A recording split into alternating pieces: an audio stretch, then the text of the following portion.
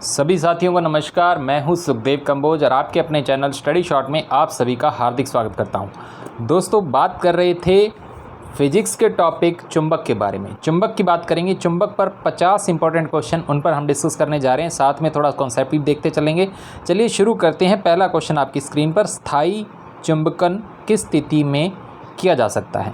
तो चुंबक के बारे में आपको थोड़ा सा बता दूं कि चुंबक होता क्या है। एक्चुअल में ये लोहे का ही क्या होता है, ऑक्साइड होता है। लोहे का ऑक्साइड होता है जो Fe3O4। तो आपसे ये अलग से क्वेश्चन भी पूछा जा सकता है कि चुंबक क्या होता है। ये लोहे का ऑक्साइड होता है जो प्रकृति के अंदर पाया जाता है और ये प्राकृतिक होता है और इसकी कोई निश्चित आकृति नहीं होती। तो Fe3O4 ये इसका सूत्र होता है। आते हैं क्वेश्चन पे हमारा, स्थायी चुंबकन किस स्थिति में प्राप्त किया जाता है। स्थायी चुंबकन जो है यानी किसी पदार्थ को हम चुंबक बना सकते हैं, तो वो स्थायी चुंबकत्व किस पदार्थ द्वारा प्राप्त किया जा सकता है। तो इस्पात द्वारा प्राप्त किया जा सकता है। इस्पात का दूसरा नाम क्या है, स्टील। जनरल भाषा में हमें इसे स्टील के नाम से जानते हैं। ठीक है, स्टील क्या होता है, मिश्र धातु होती है एक तरह की, जो लोहे और कार्बन से मिलकर के बनी होती है। लोहा प्लस इसके अंदर क्या होता है, कार्बन होता है, जिससे क्या होता है, लोहा की और ज़्यादा मजबूती मिल जाती है और जंग जो लगने की प्रक्रिया है वो भी बहुत ज़्यादा कम हो जाती है। तो स्थायी चुंबकन की स्थिति किस में प्राप्त की जा सकती है, इस्पात के अंदर प्राप्त की जा सकती है, स्टील के अंदर प्राप्त की सकती है। क्योंकि स्टील क्या होते हैं, स्टील की धारण क्षमता ज़्यादा होती है और ये बहुत कठिनता से चुंबकत्व जो है वो प्राप्त करता है। बहुत इजी नहीं होता इसको चुंबक बनाना और कठिनता से चुंबक प्राप्त करता है। चुंबकत्व जो है, चुंबकत्व का गुण जो है प्राप्त करता है और बहुत कठिनता से ही छोड़ता है। इसलिए लाउड स्पीकर के अंदर, दिक्सूचक, गैल्वेनोमीटर एसेट्रा सब के अंदर क्या पाया जाता है, इस प्रकार का जो है चुंबक पाया जाता है। तो इस्पात आ जाएगा इसका आंसर। आगे बढ़ेंगे, अगले क्वेश्चन की तरफ बात करेंगे। दूसरा क्वेश्चन आ रहा है, अस्थायी चुंबक किस प्रकार से बनाए जाते हैं। अस्थायी चुंबक किसके बनाए जाते हैं, ये आपसे पूछना चाह रहा है। तो अस्थायी चुंबक दोस्तों बनाए जाते हैं नरम लोहे के। नरम लोहे, क्योंकि नरम लोहा जो है शीघ्र चुंबक बन जाता है और शीघ्र इसका चुंबकत्व जो है वो समाप्त हो जाता है। और जनरल जो हमारे यूज़फुल चीज़ें हैं उसके अंदर, जैसे हमारी विद्युत घंटी हो गई, ठीक है, विद्युत घंटी के अंदर, ट्रांसफार्मर के अंदर, ट्रांसफार्मर क्रोड के अंदर जो लगा होता है, डायनमो के अंदर, ये सारी चीज़ों के अंदर नरम लोहे के चुंबक यूज होते हैं। आगे बढ़ेंगे तीसरे क्वेश्चन की तरफ। विद्युत चुंबक नरम लोहे के क्यों बनाए जाते हैं। नरम लोहे के क्यों बनाए जाते हैं। अब हमने बात कर ली स्थायी चुंबक की। स्थायी चुंबक जो है ज़्यादातर इस्पात जो है स्टील के बनाए होते हैं। जो अस्थायी चुंबक है वो बनाए जाते हैं किसके, नरम लोहे के। अब तीसरा क्वेश्चन आ गया हमारे पास, विद्युत चुंबक नरम लोहे के क्यों बनाए जाते हैं। इसका कारण है कि अधिक चुंबकीय प्रवृत्ति तथा अधिक धारण क्षमता के कारण क्या बनाया जाता है, नरम लोहे के, क्योंकि ईजिली होता है, इसको जल्दी से क्या बनाया जा सकता है, चुंबक बनाया जा सकता है। आगे बढ़ेंगे 4th नंबर क्वेश्चन पे। यदि एक चुंबक को 2 भागों में विभक्त कर दिया जाए, मान लीजिए आपके पास ये चुंबक की छड़ है और इसको बीच में से क्या कर देते हैं, हम तोड़ देते हैं, तो क्या स्थिति बनती है। पहला आपका आ रहा ऑप्शन, दोनों भाग पृथक पृथक चुंबक बन जाते हैं। एक भाग चुंबक तथा दूसरा भाग अचुंबक बन जाता है। एक भाग उत्तरी ध्रुव बन जाता है, दोनों भाग अचुंबकीय हो जाते हैं। तो ऑप्शन आपका सही रहेगा, दोनों ही भाग क्या हो जाते हैं, पृथक पृथक चुंबक बन जाते हैं। ये ए पार्ट हो गया, मान लो ये बी पार्ट हो गया। अब ये दोनों ही स्वतंत्र चुंबक की तरह क्या करेंगे, व्यवहार करेंगे और दोनों के अंदर ही नॉर्थ पोल और साउथ पोल होगा। ठीक है, तो उनका चुंबकत्व तो समाप्त नहीं होता। ये बात आपको ध्यान रखनी है। आगे बढ़ेंगे 5वें नंबर क्वेश्चन पे। किसी चुंबक की आकर्षण शक्ति सबसे अधिक कहाँ होती है। तो चुंबक की आकर्षण शक्ति दोनों किनारों पर होती है। चुंबक की आकर्षण शक्ति कहाँ पे होती है, दोनों किनारों पे होती है। तो ये आपको ध्यान रखना है। किनारों पर कैसे होती है, आपको पता है कि ये जैसे मान लो चुंबकीय छड़ है, इसका एक नॉर्थ पोल होता है, एक साउथ पोल होता है और सबसे ज़्यादा चुंबकीय क्षेत्र कहाँ पे, इनके नज़दीक ही होता है। ठीक है, नॉर्थ पोल और साउथ पोल पे सबसे ज़्यादा क्या होता है, चुंबकत्व होता है। चुंबक का गुण जो है सबसे ज़्यादा पाया जाता है। आगे बढ़ेंगे 6ठे नंबर क्वेश्चन पे, इसी से जुड़ा हुआ क्वेश्चन। किसी चुंबक की आकर्षण शक्ति सबसे कम कहाँ होती है। आकर्षण शक्ति सबसे कम कहाँ होती है, तो मध्य के अंदर। तो जो ज़्यादा होती है वो तो होती है किनारों पर, ठीक है, किनारों पर, और जो सबसे कम होती है वो कहाँ होती है, मध्य के अंदर होती है। तो ये आपको ध्यान रखना है। 6 क्वेश्चन हमने डिस्कस कर लिए। 7वें नंबर पे आते हैं। 7वां क्वेश्चन जो आपका आ रहा है कि निम्न में से कौन सा कथन असत्य है। असत्य कथन की पहचान करनी है हमको। तो असत्य कथन यहाँ पे कौन सा है, कि किसी चुंबक को बीच से तोड़ देने पर इसके दोनों ध्रुव अलग हो जाते हैं, ये असत्य है। मैंने आपको पहले ही बता दिया, अगर कोई चुंबकीय छड़ है और इसको दो टुकड़े हम कर देते हैं तो ये स्वतंत्र चुंबक बन जाती है और ये स्वतंत्र चुंबक बन जाती है। दोनों टुकड़े अलग अलग चुंबक की भांति व्यवहार करते हैं, दोनों ध्रुव कभी अलग अलग नहीं होते। तो ये कथन असत्य है। 8 नंबर क्वेश्चन पे आते हैं। चुंबकीय क्षेत्र का मात्रक क्या होता है? चुंबकीय क्षेत्र का क्या मात्रक होता है? चुंबकीय क्षेत्र का क्या मात्रक होता है? मात्रक तो हो गया दोस्तों इसका गॉस, लेकिन चुंबकीय क्षेत्र क्या होता है? चुंबकीय क्षेत्र को हम इंग्लिश के अंदर बोलते हैं मैग्नेटिक फील्ड। मैग्नेटिक फील्ड क्या होता है?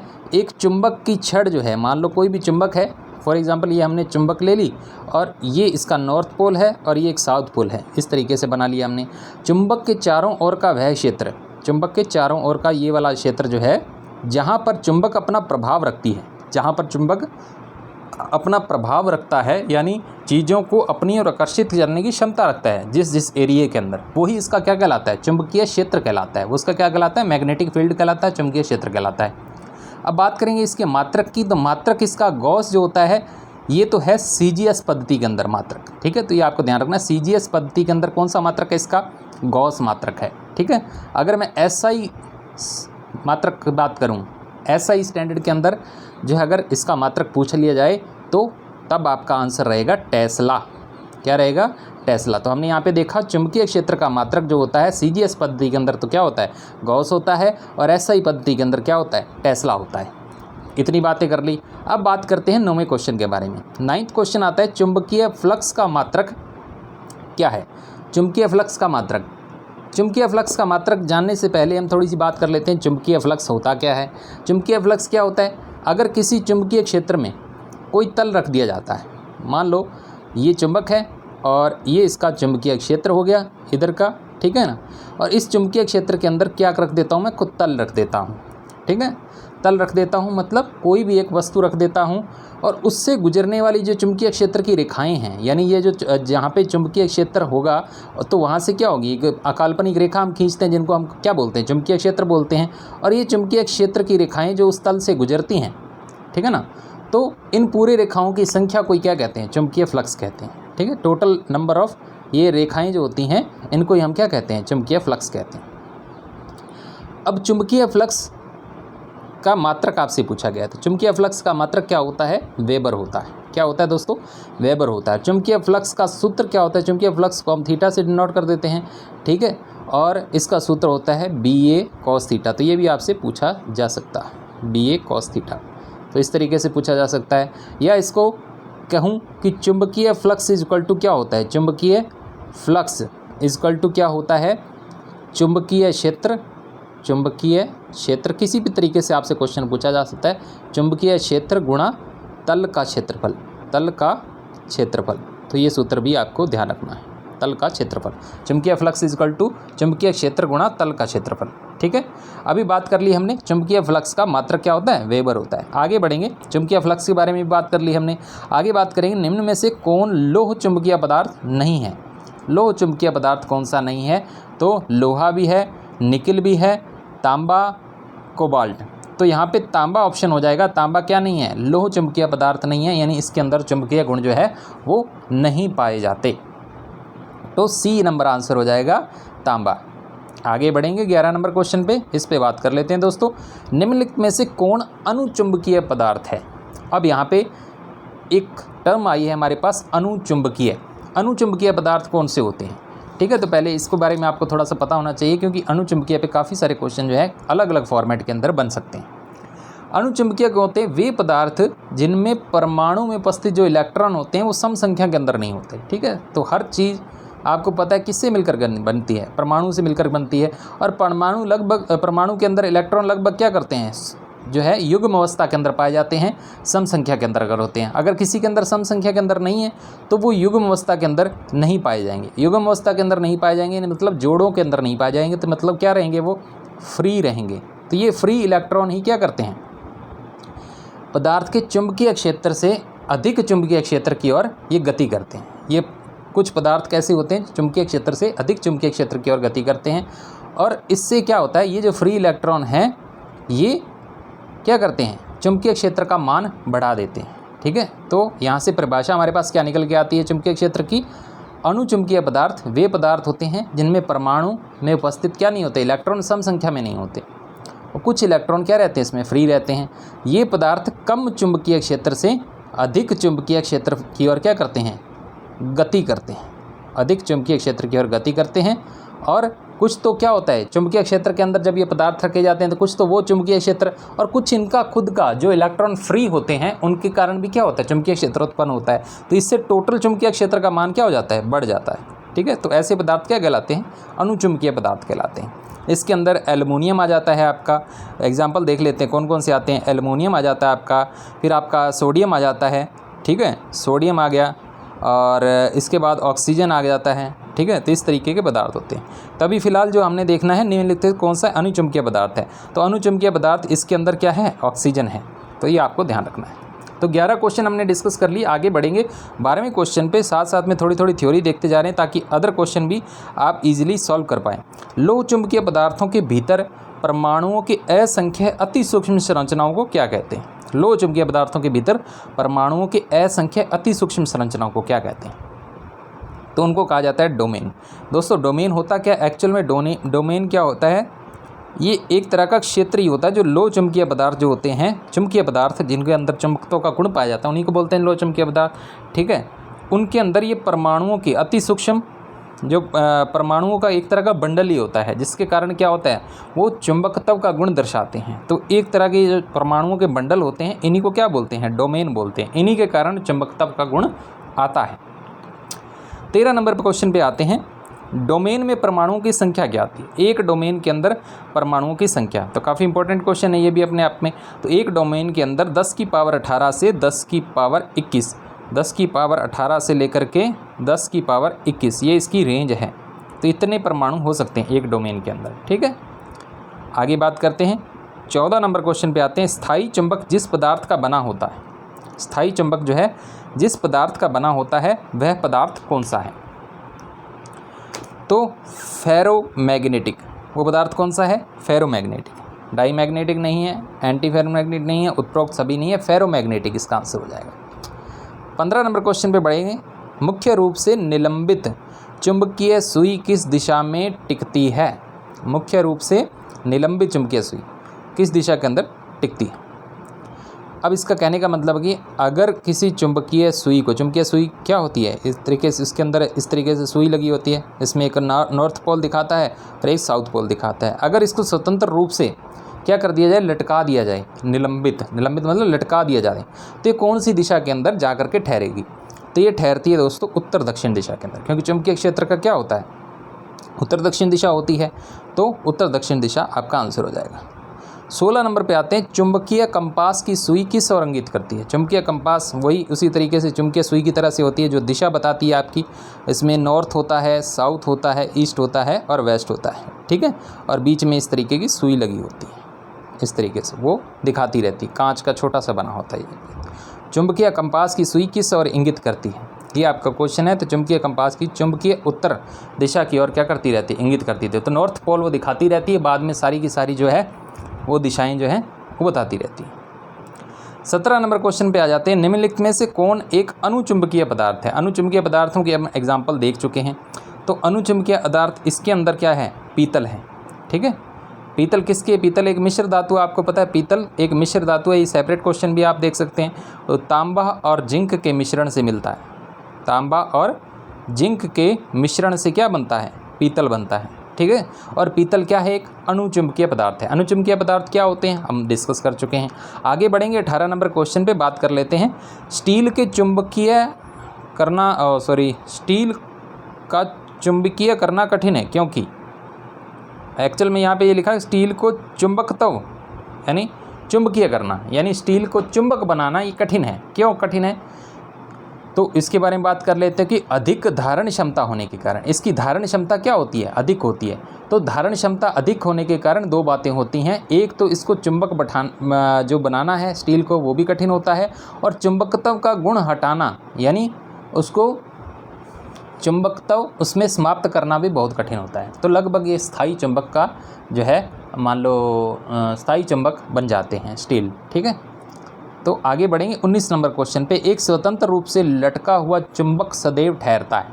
तो सदैव कहाँ ठहरेगा? आपको पता है चुंबक का जो दिशा होती कौन सी होती है? उत्तर दक्षिण दिशा होती है। तो इसमें कोई कन्फ्यूजन होना नहीं चाहिए। 20 नंबर क्वेश्चन पे आ जाते हैं। निम्नलिखित में से कौन सा एक प्रकृति में अनुचुंबकीय है? देखो अनुचुंबकीय क्वेश्चन बार बार आ रहे हैं, तो अनुचुंबकीय के 4-5 पदार्थ जो हैं वो आप ध्यान दे लीजिए कौन कौन से हैं, तो उनके एग्जाम्पल आपको याद रहने चाहिए। तो ऑक्सीजन हो जाएगा, इसका आंसर क्या होगा? ऑक्सीजन हो जाएगा। ऑक्सीजन के अलावा सोडियम है, एल्युमिनियम है, ठीक है, पीतल भी हमने देखा है, वो भी एक अनुचुंबकीय पदार्थ है। आगे बढ़ेंगे। 21 नंबर क्वेश्चन पे आते हैं। निम्नलिखित में से कौन विद्युत अचुंबकीय है?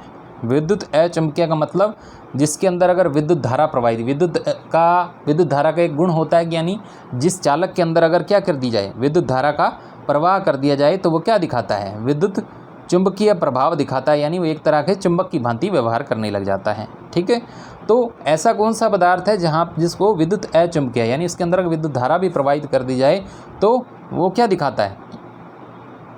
चुंबकीय गुण प्रदर्शित नहीं करता। ठीक है, तो हो जाएगा तांबा। आपका आंसर क्या हो जाएगा? तांबा। आगे बढ़ेंगे 23 नंबर क्वेश्चन पे। निम्नलिखित में से कौन सा धातु चुंबक द्वारा आकर्षित नहीं होता? अब चुंबक से कौन खींचा नहीं आता? लोहा आता है, बिल्कुल आता है, निकल भी आता है, कोबाल्ट भी आता है। ठीक है, तो आपका कौन सा नहीं आता? एल्युमिनियम। एल्युमिनियम नहीं आता, तो आपका आंसर क्या हो जाएगा? एल्युमिनियम। तो एल्युमिनियम क्या है? अचुंबकीय पदार्थ आप कह सकते हो, या चुंबक द्वारा आकर्षित नहीं होता। 24 नंबर पे डिस्कस कर लेते हैं। 24 नंबर क्वेश्चन है। निम्न में से कौन प्रतिचुंबकीय पदार्थ है? ठीक है, प्रतिचुंबकीय पदार्थ। प्रतिचुंबकीय पदार्थ है इसके अंदर बिस्मिथ। बिस्मिथ 15 नंबर वर्ग के अंदर आता है, बहुत काफ़ी बड़ा इसका परमाणु होता है। ठीक है, तो ये प्रतिचुंबकीय पदार्थ है। आगे बढ़ेंगे 25 नंबर क्वेश्चन पे। एक शक्तिशाली चुंबक क्या करता है? तो एक शक्तिशाली चुंबक क्या करता है उस पर बात कर लेते हैं। तो ये क्या करते हैं? केवल लोहा एवं इससे बनी मिश्र धातुओं को आकर्षित करता है, किंतु किसी को प्रतिकर्षित नहीं करता। तो ये आपका आंसर हो जाएगा। ठीक है, अब बात करेंगे अगले क्वेश्चन पे 26 नंबर क्वेश्चन। मुक्त रूप से अपने गुरुत्व केंद्र पर अलंबित चुंबकीय सुई क्षैतिज के साथ जो कोण बनाती है उसे क्या कहते हैं? यहाँ पे थोड़ी समझने वाली बात है दोस्तों। अब यहाँ पे बात है नमन कोण। आंसर तो इसका है नमन कोण। ठीक है, और इसका दूसरा नाम भी आपका आ सकता है ऑप्शन के अंदर। अगर नमन कोण ना मिले तो इसकी जगह लिखा आ सकता है आपके पास नीति कोण। नीति कोण और नमन कोण एक ही चीज़ होती है और दोनों एक दूसरे के दूसरा नाम है। ठीक है, नीति कोण। तो पहली बात तो ये हो गई। अब ये होता क्या है? नमन कोण होता क्या है कि किसी स्थान पर पृथ्वी का संपूर्ण चुंबकीय क्षेत्र, पृथ्वी जो मान लो ये पृथ्वी है और इसके अंदर भी क्या है? एक संपूर्ण चुंबकीय क्षेत्र है, क्योंकि हमारी पृथ्वी क्या है? चुंबकीय क्षेत्र दर्शाती है। तो संपूर्ण चुंबकीय क्षेत्र का क्षैतिज तल से, ठीक है, क्षैतिज तल के साथ जो भी कोण बनता है, ठीक है, जो भी कोण बनता है उसको क्या बोलते हैं? उसको बोलते हैं नमन कोण, बोलते हैं नीति कोण बोलते हैं। ठीक है, अब ये नमन कोण और नीति कोण अलग अलग बन सकते हैं। ध्रुवों पर तो ये 90 डिग्री दिखाता है। ध्रुवों पर नमन कोण का मान कितना होता है? 90 डिग्री होता है। अगर विषुवत रेखा पर बात करूं तो ये 0 डिग्री होता है। तो इस तरीके से आपको याद रखना है। तो ये हो गया नमन कोण। आगे बात करेंगे 27 नंबर क्वेश्चन पे। किसी चुंबकीय पदार्थ को विचुंबकीय किया जा सकता है। ठीक है, विचुंबकीय किया जा सकता है, यानी उसके अंदर से चुंबकीय गुण समाप्त हो सकता है। चुंबकीय पदार्थों का चुंबकीय गुण समाप्त हो सकता है किन किन कारणों से? तो ये आपने पढ़ा होगा। तो हथौड़े से पीटकर, गर्म करके, बिल्कुल सही है, उपरोक्त दोनों आंसर आ जाएगा इसका। कौन सा आंसर आ जाएगा आपका? उपरोक्त दोनों। अगर किसी चुंबकीय पदार्थ को हथौड़े से पीटा जाता है या उसको गर्म किया जाता है तो उसके अंदर चुंबकीय गुण जो हैं वो क्या हो जाते हैं? समाप्त हो जाते हैं। ये बात होगी। 27 क्वेश्चन जो है हम कवर कर चुके हैं। आगे बढ़ेंगे 28 नंबर क्वेश्चन पे। 28 नंबर पे डिस्कस कर लेते हैं थोड़ा। विद्युत धारा का चुंबकीय प्रभाव सर्वप्रथम अवलोकित किया था। सर्वप्रथम किसने अवलोकित किया था? विद्युत धारा का चुंबकीय प्रभाव, यानी किसने बताया था कि अगर किसी चालक के अंदर विद्युत धारा प्रवाहित कर दी जाए तो चुंबकीय क्षेत्र का निर्माण हो जाता है, वो पदार्थ क्या हो जाता है? चुंबक की भांति व्यवहार करने लग जाता है। ये बात जो बताई गई थी वो ऑरस्टेड ने बताई थी। किसने बताई थी? ऑरस्टेड ने बताई थी। तो ये वैज्ञानिक का नाम आपको याद रखना है। 29 नंबर क्वेश्चन पे आ जाता है ध्रुव पर नमन कोण। देखो हम डिस्कस कर चुके हैं ध्रुवों पर नमन कोण कितना होता है। तो ध्रुवों पर नमन कोण का मान कितना होता है? 90 डिग्री होता है। तो 29 नंबर का क्या आ जाएगा, डी आंसर। अब बात करते हैं 30वें नंबर क्वेश्चन पे। मुक्त रूप से लटकी चुंबकीय सुई अक्ष भौगोलिक अक्ष के साथ जो कोण बनाती है। मुक्त रूप से लटकी चुंबकीय सुई भौगोलिक अक्ष के साथ जो कोण बनाती है, कितने का कोण बनाती है, वो बनाती है दोस्तों 18 डिग्री सेंटीग्रेड। सीधा सीधा आपको याद रखना है, इसमें कुछ भी समझाने वाली बात नहीं है। आगे बढ़ेंगे 31 नंबर क्वेश्चन पे। एक स्थिर चुंबक हमेशा दर्शाती है, स्थिर चुंबक क्या दर्शाती है, हमेशा स्थिर चुंबक दिखाती है उत्तर उत्तर दिशा और दक्षिण दक्षिण दिशा। ठीक है, स्थिर चुंबक के अंदर दो ही क्या होंगे, पोल होंगे, एक नॉर्थ पोल और एक साउथ पोल। ठीक है, तो ये आपको ध्यान रखना। आगे बढ़ेंगे। वह क्रिया जिसके द्वारा धातु को अचुंबकीय बनाया जाता है क्या कहलाती है।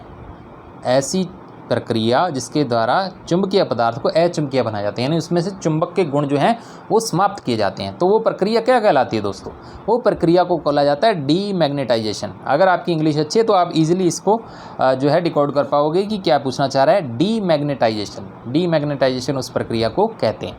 ठीक है, तो इंग्लिश में ईजिली अंडरस्टूड है ये बात। आगे बढ़ेंगे 34 नंबर क्वेश्चन पे। चुंबकीय सुई किस तरफ संकेत करती है। चुंबकीय सुई का संकेत किस दिशा में होता है, उत्तर दिशा के अंदर होता है। ठीक है, चुंबकीय सुई किस तरफ संकेत करती है, उत्तर दिशा दिखाती है। 35 नंबर पे आ जाते हैं। फ्लेमिंग के बाएं हाथ का नियम दिशा बताता है। फ्लेमिंग का बाएं हाथ का नियम दिशा बताता है विद्युत चालक में बल की दिशा, जब चालक क्या होते हैं, चुंबकीय क्षेत्र में होते हैं। तो ये आपका आंसर हो जाएगा सी नंबर। आगे बढ़ेंगे 36 नंबर क्वेश्चन पे डिस्कस कर लेते हैं। निम्नलिखित कथनों में कौन सा असत्य है, कौन सा असत्य कथन है। ठीक है, किसी चुंबक के पास आसपास चुंबकीय क्षेत्र होता है। ठीक है बात। विद्युत चुंबकीय प्रभाव की खोज का श्रेय ऑर्स्टेड को जाता है। बिल्कुल सही बात है, ये हम ऊपर डिस्कस कर चुके हैं। यदि कंपास सुई को चुंबक के निकट रखा जाए तो वो उत्तर दक्षिण दिशा में न रुककर किसी विशेष दिशा में अवस्थित हो जाती है। ठीक है, या डी ऑप्शन है, किसी विद्युत धारा के आसपास चुंबकीय क्षेत्र उत्पन्न नहीं होता। ये सबसे बड़ा असत्य घटना है, क्योंकि किसी भी चालक के अंदर अगर विद्युत धारा प्रवाहित की जाएगी तो वो चुंबकीय क्षेत्र उत्पन्न करेगा ही करेगा। तो ये असत्य बात है, डी नंबर ऑप्शन।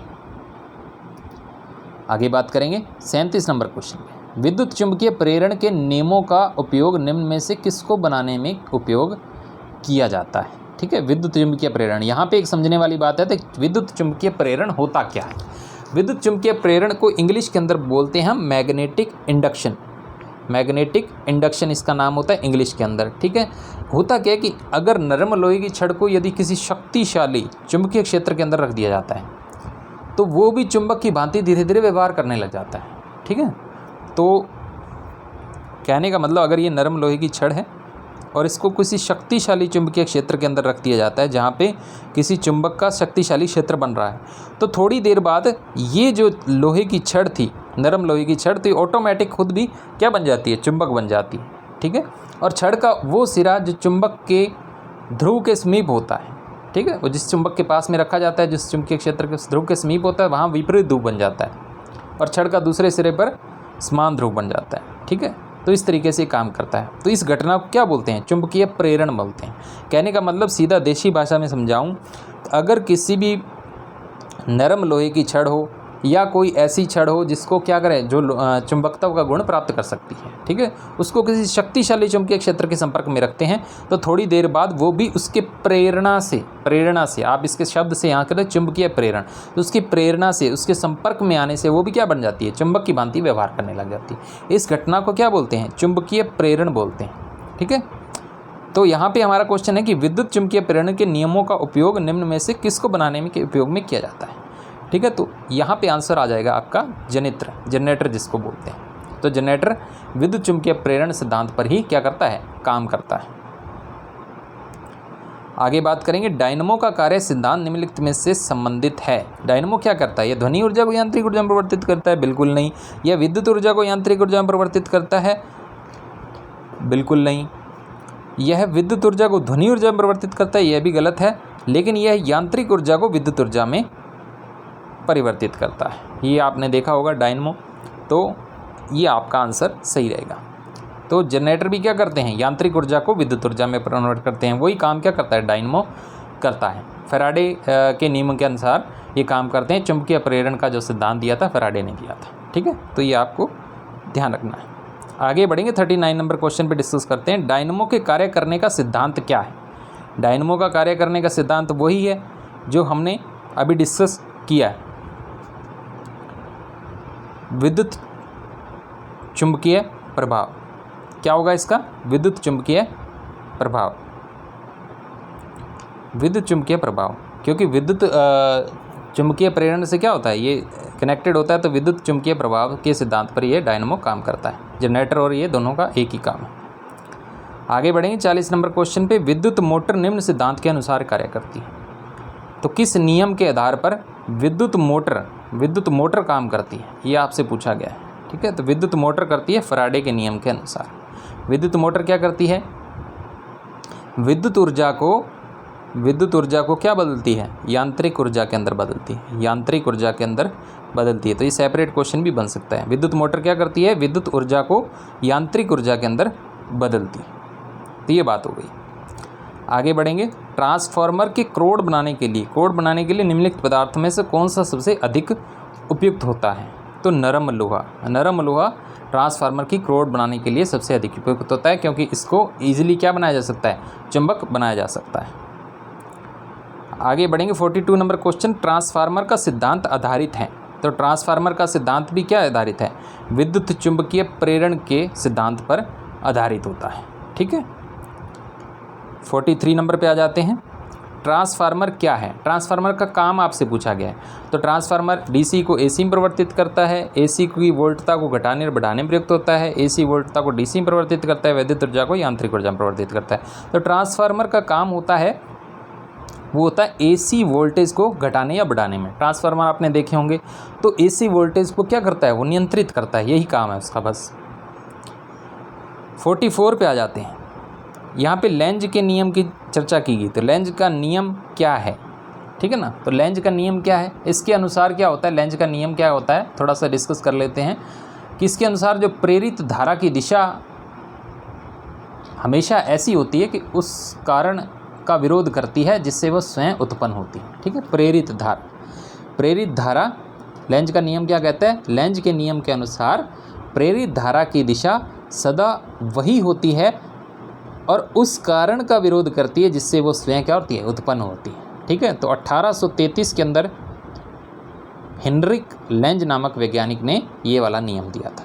ठीक है, तो अब ये आपसे पूछा जा रहा है कि लेंज का नियम क्या है। तो इसका मोटे तौर पर अगर हम देखें तो लेंज का नियम किस सिद्धांत पे काम करता है? ऊर्जा संरक्षण के लिए। ठीक है, ऊर्जा संरक्षण का नियम है। तो ये बात हो गई। 45 नंबर पे बात करते हैं। यदि किसी चुंबक का तीसरा ध्रुव होता है तो वो तीसरा ध्रुव क्या कहलाएगा? वैसे तो देखिए, चुंबक के दो ही ध्रुव होते हैं, एक होता है नॉर्थ पोल और एक बोलते हैं साउथ पोल, उत्तरी ध्रुव और दक्षिणी ध्रुव जिसको बोलते हैं। ठीक है, लेकिन अगर इसका कोई तीसरा ध्रुव होता है तो क्या कहलाता है? तो वो इसका परिणामी ध्रुव ही कहलाएगा। दोनों ध्रुवों का मिश्रण होता है वो। ठीक है, दोनों ध्रुवों का मिश्रण होता है, इसको क्या करेंगे? परिणामी ध्रुव कहेंगे। ठीक है, तो 45 नंबर का हो जाएगा डी नंबर ऑप्शन। 46 पे आते हैं। पृथ्वी एक बहुत बड़ा चुंबक है, इसका चुंबकीय क्षेत्र किस दिशा में विस्तृत होता है? तो यहाँ पे आप गलती कर सकते हो, उत्तर से दक्षिण आंसर नहीं होगा, दक्षिण से उत्तर होगा। चुंबकीय क्षेत्र जो पृथ्वी का है वो दक्षिण से उत्तर की ओर है। ठीक है, तो ये आपको ध्यान रखना है। आगे बात करते हैं 47 नंबर पे। लोहे का क्यूरी ताप होता है, ये आपसे पूछा गया। अब क्यूरी ताप होता क्या भला है, तो इस पर बात कर लेते हैं। क्यूरी ताप क्या होता है? जिस ताप पर क्या होता है, कोई भी लोह चुंबकीय पदार्थ, यानी जिसको क्या बनाया जा सकता है? चुंबक बनाया जा सकता है। कोई भी लोह चुंबकीय पदार्थ अणु चुंबकीय पदार्थ के अंदर तब्दील हो जाता है, बदल जाता है, उस ताप को हम क्या बोलते हैं? क्यूरी ताप बोलते हैं। क्या बोलते हैं? लोह चुंबकीय पदार्थ क्या कहलाता है? लोह चुंबकीय पदार्थ किसके अंदर कन्वर्ट हो जाए? अणु चुंबकीय पदार्थ के अंदर। ठीक है, अणु चुंबकीय पदार्थ के अंदर जिस टेम्परेचर पर कन्वर्ट हो जाता है उस टेम्परेचर को क्या बोलते हैं? क्यूरी ताप बोलते हैं। तो क्यूरी नामक वैज्ञानिक के नाम पर ही रखा गया है क्यूरी ताप। ठीक है, लोहे के लिए कितना होता है? 780 डिग्री सेंटीग्रेड होता है। कितना होता है? 780 डिग्री सेंटीग्रेड। अगर निकिल की बात करूं तो निकिल के लिए, अगर निकिल का क्वेश्चन आ जाए, निकिल का क्यूरी ताप कितना है? तो 358 डिग्री सेंटीग्रेड। ठीक है, तो ये आपको ध्यान रखना है। यहाँ पे आंसर आ जाएगा 780 डिग्री सेंटीग्रेड। 48 नंबर पे डिस्कस करते हैं चुंबक निम्नलिखित गृह उपकरणों में किसका अत्यावश्यक भाग है। तो बुलाने की घंटी, उसके अंदर भी चुंबक होता है, पंखे के अंदर भी चुंबक होता है, धुलाई मशीन के अंदर भी चुंबक होता है। तो उपरोक्त सभी आंसर आ जाएगा। क्या आंसर आ जाएगा आपका? उपरोक्त सभी। तो चुंबक का हमारे दैनिक जीवन के अंदर भी जितने भी इक्विपमेंट्स होते हैं सबके अंदर यूज होता है। आगे बात करेंगे विषुवत रेखा पर नीति कोण का मान कितना होता है। देखो यहाँ पे नीति कोण आ गया है शब्द, मैंने पहले इसीलिए बताया था कि नमन कोण को नीति कोण भी कहते हैं। तो नमन कोण यहाँ पे नाम बदल करके आ गया है नीति कोण। तो विषुवत रेखा पर नीति कोण का मान कितना होता है, हम डिस्कस कर चुके हैं। विषुवत रेखा पर नमन कोण का मान कितना होता है? 0 डिग्री सेंटीग्रेड होता है। तो ये आपको ध्यान रखना है। लास्ट क्वेश्चन हमारा 50 नंबर क्वेश्चन पे, एक समान चुंबकीय क्षेत्र में बल रेखाएं होनी चाहिए। समान चुंबकीय क्षेत्र के अंदर बल रेखाएं किस प्रकार से होनी चाहिए? एक दूसरे के समांतर होनी चाहिए। तो ये क्वेश्चन थे हमारे 50 चुंबक टॉपिक पर हमने 50 क्वेश्चन डिस्कस कर लिए। अगर क्वेश्चन आपको अच्छे लगे हैं और इनका जो एक्सप्लेनेशन अच्छा लगा है तो अपने दोस्तों के साथ ज़रूर इसको शेयर करें, और चैनल पर पहली बार आएँ तो चैनल को ज़रूर सब्सक्राइब करें। तो अगर आपने पहले की वीडियो नहीं देखी तो आप लिस्ट पे जाएँ, प्लेलिस्ट के अंदर जाएँ, वहाँ पर आपको ये वीडियोज़ मिल जाएंगी। धन्यवाद दोस्तों।